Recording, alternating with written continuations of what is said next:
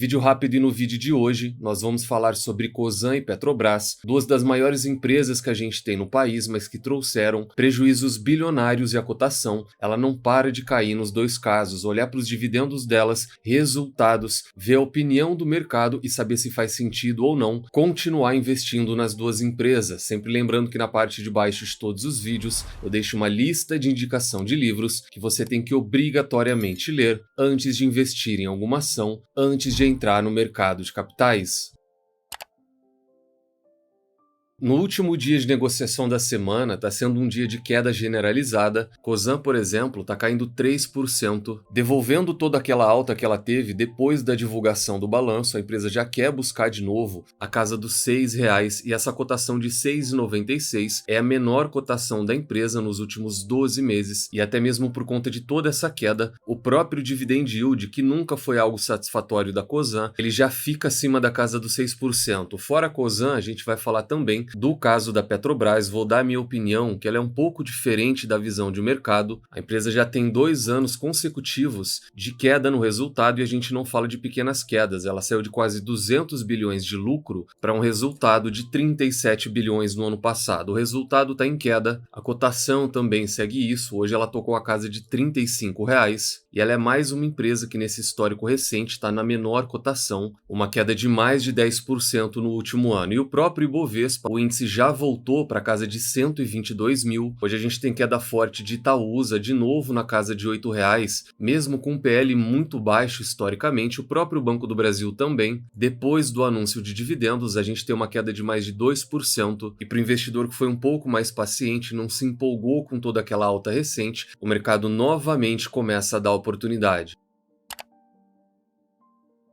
Começando pela Cosan, que depois da divulgação do balanço, a empresa chegou a subir mais de 5% no dia, só que ela fechou com uma alta na casa de 3%, mas essa queda recente já devolve praticamente tudo aquilo que ela subiu. O mercado parece que gostou do balanço, mas a gente vai ver que além do prejuízo, a empresa ainda continua com alguns problemas. Então o EBITDA no quarto tri, ele somou 7,6 bilhões, o lucro líquido ele ficou negativo, um valor multibilionário. Os dividendos e JCP recebidos, eles caíram bastante para 1 bilhão nesse trimestre, a dívida líquida subiu a 23, quase 24 bilhões de reais, e a maioria das operações dela, elas tiveram um resultado bem negativo. Destaque para a Raízen, que tem uma contribuição muito importante de receita no EBITDA. A geração de caixa, ela foi 21% menor e teve toda a questão da Vale, que a gente acompanhou de perto, a empresa desfazendo a posição dela, um prejuízo gigantesco, e quando a empresa faz isso em algum momento, essa operação e o saldo dela, ela tem que entrar no balanço. Quanto à dívida da empresa, ela atingiu quase 30 bilhões de reais nesse trimestre, e o cronograma de amortização, por mais que pareça que está tranquilo, 2026 ela não tem dívida alguma, o que ela tem de caixa não dá para lidar com os 2 primeiros anos. Então o ideal é ela reperfilar tudo isso, porque o próprio caixa dela hoje não tem uma situação muito saudável. Ele está sendo atrapalhado também pelo recebimento de dividendos da empresa. Como ela se desfez da Vale, que é uma empresa que sempre pagou muito bem ao sócio, e ela era um dos principais sócios da Vale, o recebimento de dividendos dela caiu bastante. Se a gente olhar na comparação anual, quarto tri de 24 com quarto tri de 23 nessa coluna aqui, os dividendos dela caíram 44% nesse trimestre, saiu de quase 2 bilhões para algo em torno de 1 bilhão de reais. Quando a gente olha o EBITDA de cada operação dela, a Rumo, a Compes e a Moove, elas tiveram uma melhora nesse trimestre, mas a Radar, a Raízen e a Vale, aquelas que teriam os maiores pesos, no caso aqui Radar e Raízen, tiveram uma queda de mais de 20%, elas têm a maior contribuição no portfólio da Cosan, e a gente viu o resultado da Vale. A Vale também vai deixar de fazer parte dos próximos balanços da empresa. E muita gente foca apenas na questão do lucro, prejuízo ou até mesmo dos dividendos. Só que um grande fator da empresa é o fluxo de caixa operacional dela, que ele está negativo e piorou bastante na comparação anual. Isso mostra que mesmo que a gente tire essa questão de não recorrentes da conta, o operacional da empresa ele não está legal, ele não está saudável. Fluxo de caixa operacional ou fluxo de caixa livre são uma das melhores maneiras para o investidor acompanhar isso. Um dos grandes causadores de todo esse prejuízo, mesmo se a gente excluir a questão da Vale, ainda é a questão da dívida. A gente sempre bate muito na tecla da dívida da Cosan ou da dívida de qualquer empresa alavancada, só que pouca gente tem a ideia, a visão do impacto disso no resultado final e até mesmo nos seus dividendos. Uma empresa alavancada ela paga menos dividendos porque ela tem um custo da dívida muito alto. No caso da Cosan, ele foi de 1,6 bilhões nesse trimestre. Olha só como ele saltou. Ele saiu de 700 620 milhões em 2023. E desse custo total, apenas de juros, 1,5 bilhões. E esse 1,5 bilhões, ele sai do resultado final. Então, o custo da dívida da empresa, ele aumentou em quase 900 milhões de reais quando comparado em 2023. E o custo da dívida bruta total, ele passa de 4 bilhões de reais. Então, imagina que a empresa poderia trazer tudo isso, caso ela fosse uma empresa sem dívida, caixa líquido, ou poderia trazer grande parte disso para o resultado, para o lucro dela, ao invés de trazer prejuízo. O resultado financeiro no período, ele ficou negativo em mais de 2 bilhões de reais. E quando a gente pega o consolidado, a receita da empresa ela continua crescendo, só que todos esses impactos, eles vão diminuindo o resultado. O lucro bruto, ele também cresceu 40%, foi a 3 bilhões de reais, só que de todo esse lucro e receita, a gente tem que começar a tirar os custos. Então vem a parte de despesas, outras despesas, resultado financeiro, que já dá conta de praticamente todo o lucro bruto, mais de 3 bilhões de reais, equivalência patrimonial, 6 bilhões de reais, grande parte disso é o reconhecimento da venda da Vale, depois quase 3 bilhões de reais de imposto de renda, e tudo isso traz um prejuízo de 9,3 bilhões de reais. Então, se a gente tirar esses não recorrentes e imaginar um mundo onde a dívida dela não tivesse zerada, mas pelo menos controlada, existe um mundo onde a Cosan não traria esse resultado negativo, ela poderia inclusive trazer um lucro final positivo e distribuir tudo em forma de dividendo para quem é sócio. Hoje, quando a gente pega todas as recomendações de 13 casas ou 13 analistas que cobrem a empresa, a grande maioria tem recomendação de compra, 4 recomendações de manutenção e nenhuma recomendação de venda para a empresa. Um comentário rápido, sempre que a gente olha essas recomendações, a gente está falando de visão de mercado. E o mercado ele tem uma visão curto-prazista. Para ele ver as ações a R$ 7,00, ele enxerga potencial de valorização, potencial de ganho de curto prazo, potencial até mesmo de ganho com taxas. O investidor individual ele tem que ter uma visão de sócio, ele tem que esperar remuneração, ele tem que esperar uma empresa sem dívida, uma empresa que vai gerar retorno para ele em longo prazo, o que não acontece no caso da Cosan, que nos últimos 5 anos deu mais de 60% de prejuízo para quem acreditou na empresa. Quem investiu R$100 mil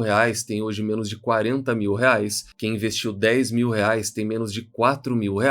É um prejuízo muito grande, mas para aqueles que insistem nesse tipo de empresa, vale levar em consideração o conceito de gerenciamento de risco. O Barsi investiu na empresa, mas ele tem gerenciamento de risco, foi um percentual pequeno. Se você não faz parte da comunidade, não perde mais tempo, entra nela, porque é uma das bases da nossa estratégia. Ela é uma empresa muito melhor de se investir hoje do que quando ela custava R$30. Aqui eu estou falando exclusivamente de preço, tendo uma visão de mercado e não de sócio, mas mesmo em uma situação dessa, tem que ser um percentual pequeno. O Barsi faz isso, diversas pessoas fazem isso, só que as pessoas se iludem, acreditam que eles investiram tudo só porque divulgaram ou comentaram o movimento na empresa e as pessoas saem vendendo todas as ações, casa e carro para fazer esse tipo de investimento. Eu infelizmente conheço pessoas que perderam muito dinheiro, 40, 50, 100 mil reais investindo na Cosan, mas até para investir nesse tipo de empresa existe uma estratégia e tem que ser feito da maneira correta.